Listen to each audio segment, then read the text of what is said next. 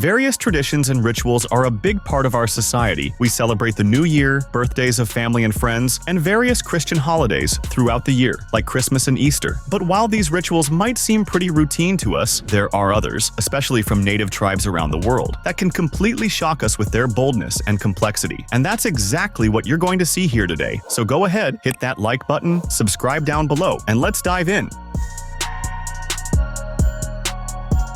Over in Indonesia, on the remote islands of Siberut, the women of the Mentawai tribe still follow a ritual that might seem a bit terrifying, especially if you're a dentist. Believe it or not, they carve and sharpen their teeth until they're extremely pointed, sporting a shark-like smile. While this practice may seem absurd to us, for the Mentawai people, having such teeth is a symbol of status and beauty. It goes beyond just aesthetics. It also represents maturity. Known as sipiat sot, this rite of passage indicates that they're ready for marriage. However, the process is anything but simple. For starters, there's no anesthesia or modern hygiene measures. The teeth are ground down until they're sharp. This ritual can last for hours and cause significant pain. Moreover, the use of rudimentary tools increases the risk of infections, gum problems, and serious dental health issues overall. Despite all these risks, many older women continue with the ritual, believing it enhances beauty and attracts husbands.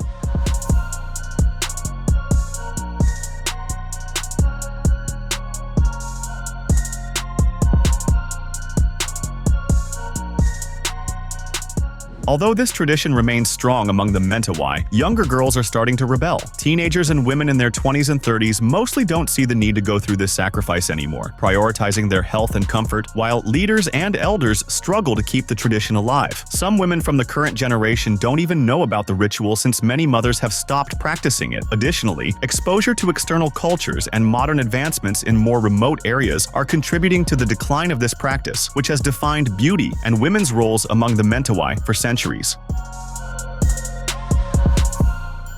In the cold mountains of Tibet, a mysterious and shocking ritual has been taking place since ancient times, fascinating the few who manage to witness it from afar. The sky burial, or aerial funeral, is a somewhat controversial practice in modern society. Here, the bodies of deceased Tibetans are taken to a remote location where they are offered to large, hungry vultures. While this may seem disrespectful to outsiders, for Tibetans, making the journey to the mountaintop and offering their loved ones to the birds is one of the greatest demonstrations of love and respect. The deceased's body is prepared for days, waiting for a special day considered lucky before being carried by bearers called rojyapas to a special platform in the mountains. There, a ritual master completes the service while smoke attracts the vultures. The goal is to release the soul from the body, helping it reach paradise.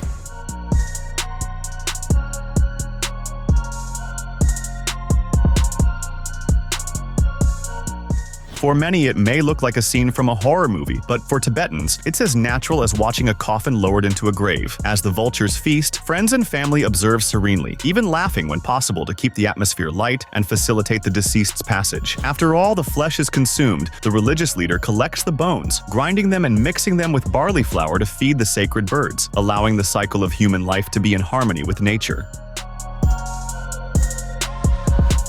In the Amazon rainforest, the Sadore Mawe indigenous tribe practices an extremely painful ritual known as the bullet ant ritual, a test of courage and resilience where young men are finally recognized as adults after enduring dozens of stings from this fearsome insect. The bullet ant, its stings are so painful they've been compared to being shot by a gun, which is why they're called bullet ants. In this ritual, the young men must wear a glove made of palm fibers, known as tipiti, filled with over 100 bullet ants with their stingers facing inward. These ants are caught in the forest and prepared beforehand by being anesthetized in a mixture of water and cashew leaves. When the ritual is about to begin, they are awakened with puffs of tobacco smoke to get them riled up for the attack.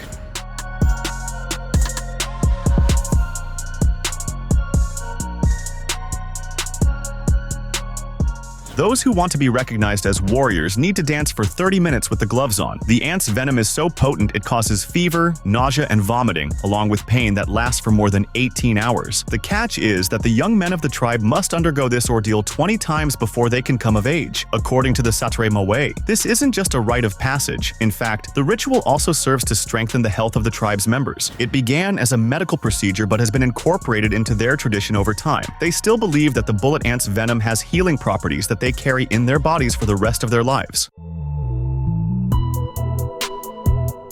In the Republic of Vanuatu, island country in Oceania, there's a remote island called Pentecost, where every year an incredibly dangerous yet spectacular ritual takes place. Nangol, also known as land diving, is a precursor to bungee jumping. Men from the tribe tie vines around their ankles and jump from wooden towers over 30 meters high just inches away from the ground headfirst. That's right, there are no modern safety gear involved. All that prevents these natives from crashing to the ground are those vines tied to their ankles. The ritual is an ancient tradition that marks the beginning of yam harvesting and serves as a test of courage for young men who wish to be recognized as adults. From a young age, village boys are trained for this ceremony. By age 10, they can make their first jumps from smaller platforms, but the pressure is intense. Everyone watches them expectantly, especially their families, who celebrate when they survive the jump.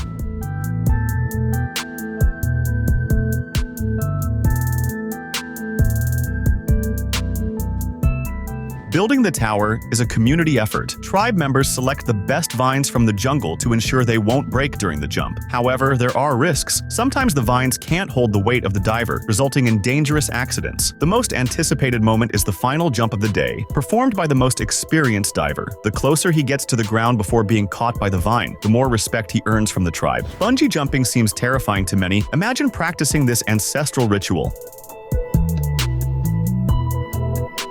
The Asmat tribe, located on the island of Papua, Indonesia, though they have abandoned this practice today, used to engage in something quite terrifying. They hunted other human beings, and even more gruesomely, they consumed their victims. With an estimated population of 65,000 living in villages scattered across swampy regions, the Asmat became world-renowned for these dark rituals, terrifying journalists and researchers who dared to interact with the tribe. They believed that by consuming the flesh of people, especially warriors from rival tribes, they would gain their strength. In fact, enemy warriors were treated with a special kind of respect, revered, and prepared differently than regular game. This ritual involved sealing the openings of the human body, especially the face, such as the eyes and nostrils, to prevent evil spirits from entering the food.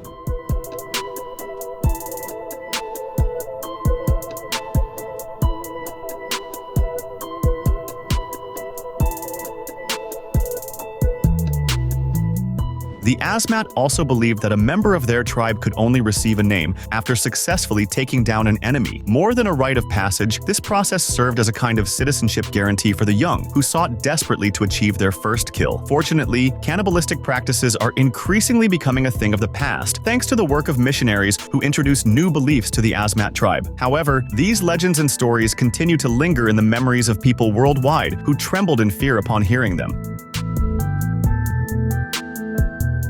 Imagine stepping into a closed hot cabin where glowing stones constantly release steam. This is the setting for the ancient ritual known as temazcal, or sweat lodge, practiced by indigenous peoples in Mexico and Guatemala. More than just a steam bath, this sacred sauna is part of a powerful rite of healing and spiritual renewal that attracts more and more people seeking inner peace. During the ritual, 4 essential elements, earth, fire, water, and air, come together to create a purifying atmosphere. The stones are heated and placed in the center of the lodge, while water and aromatic herbs are poured over them, generating hot, fragrant steam that cleanses the lungs and bathes the skin, purifying the human body. The ritual follows 4 distinct phases, each linked to an element of nature and an aspect of the practitioner, such as physical body, emotions, intellect, and spiritual regeneration.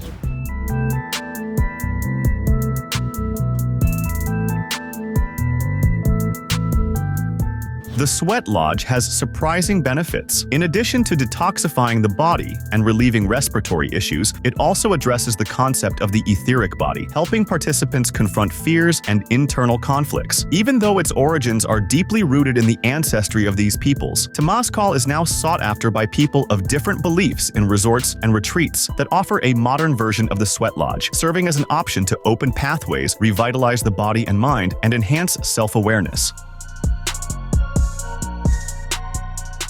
Deep in Thailand and Myanmar, an ancient and controversial ritual attracts tourists from all over the world. The women of the Karen Padang tribe, known as the giraffe women, wear heavy metal rings around their necks, drastically altering their appearance. These rings push down the collarbone bones, creating the illusion of elongated necks. The origin of this bizarre practice raises speculation. According to local legends, women wear the rings to protect themselves from tiger bites. Another explanation is that it makes them less attractive to slave traders. However, the most common belief is that long necks are seen as a symbol of beauty and status, helping women find better husbands.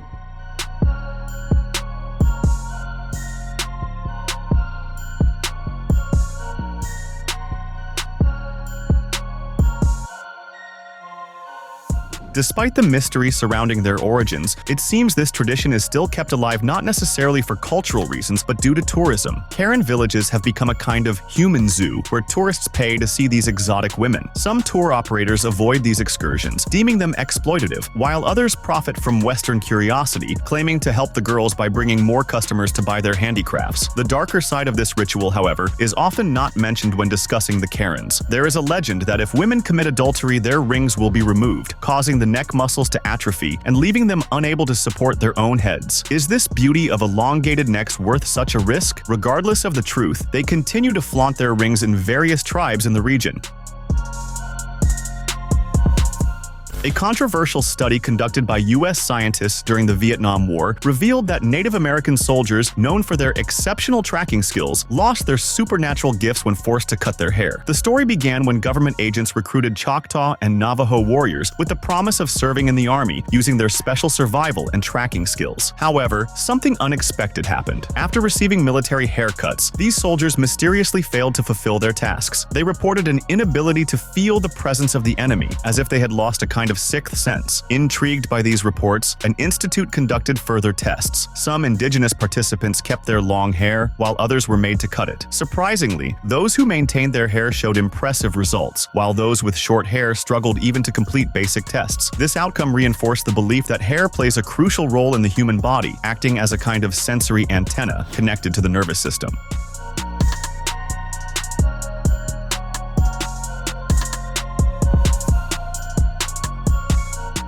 Although no one has been able to scientifically prove this phenomenon, once this story hit the media, many began to believe that the haircutting rituals of certain tribes in the United States existed to maintain their paranormal powers. Furthermore, there are many other similar practices around the world, such as Chinese and Japanese samurais who did not cut their hair as a matter of honor, and even in the Bible, with the story of Samson and Delilah. Are we underestimating the true power of our hair? Is that why women, who tend to have longer hair than men, are often seen as more perceptive? Perhaps the answer lies right before our eyes. In the middle of the Sahara Desert, one of the world's most curious festivals takes place called Gwal. This celebration involves men from the Wodaabe tribe, from countries like Cameroon and Nigeria, adorning themselves with makeup and extravagant clothing to impress women. However, what stands out isn't just the men's aesthetics, but also what they do at the festival after dressing up. Surprisingly, during Gwal, men have a free pass to literally steal their friends' and family members' wives and girlfriends. Some men even try to prevent their own wives from attending the festival, but here, women hold the power. They are the ones who choose whom they will spend the rest of the night, or perhaps their lives, with simply by touching the shoulder of the man they like the most. This turns the festival into a true beauty contest, but with a twist. It's the men who dress up and dance to win the hearts of the women.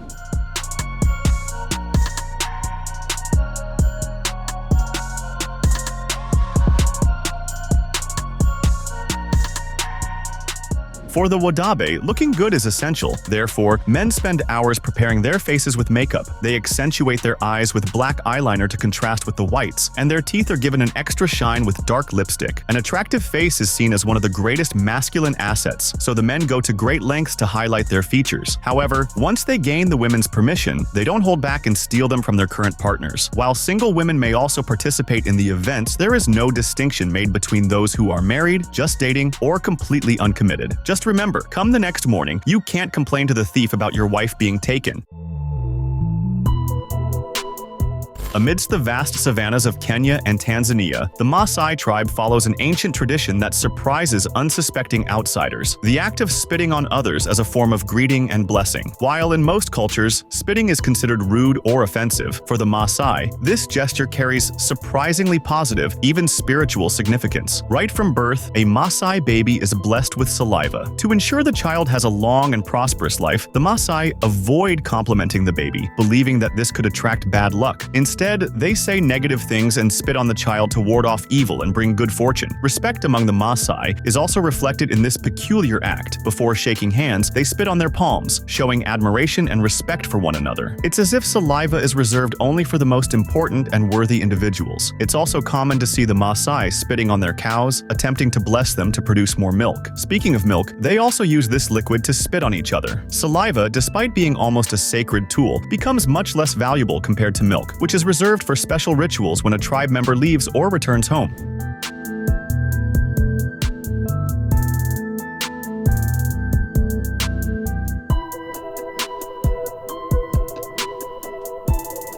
The spitting custom even appears at weddings. On the big day, the bride's father spits on her forehead and body, wishing her fertility and luck in her new journey as a wife. This practice may seem strange to us, but it is deeply ingrained in Masai culture. Even though they make up only 1% of the region's population, they capture the world's attention with this unusual ritual. In Papua New Guinea, a chilling and intriguing ritual captures the world's attention. The skeleton tribe from the village of Mindima in Simu province has a unique and somewhat terrifying tradition. They paint their bodies to look like human skeletons. Yes, you heard that right. This bizarre practice is said to have originated around 200 years ago as a means to scare off enemies and malevolent spirits. According to the tribe's elders, the legend tells of a time when some tribe members disappeared in the mountains. Concerned for their whereabouts, those who remained sent a second group of warrior explorers to investigate. After a long journey, they stumbled upon a cave filled with skeletons. The worst part? Inside this cave lurked a horrifying creature that had likely devoured all the individuals to whom those skeletons belonged. Trapped within the cave and guarded by the creature, these brave warriors devised a plan. To survive and trick the beast, they covered their bodies with black and white clay, mimicking skeletons. The strategy worked, and they managed to escape with their lives.